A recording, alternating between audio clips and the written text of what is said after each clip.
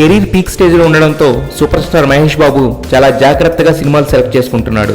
ప్రస్తుతం తన 23వ సినిమా మురుగుదాస్తో చేస్తున్న మహేష్ శ్రీమంతుడు లాంటి genuine and clean block buster ఇచ్చిన కొరటాలకు 24వ సినిమా ఇచ్చేశాడు. స్టోరీ ఫైనల్ అయింది, సినిమా ముహూర్తం అయింది.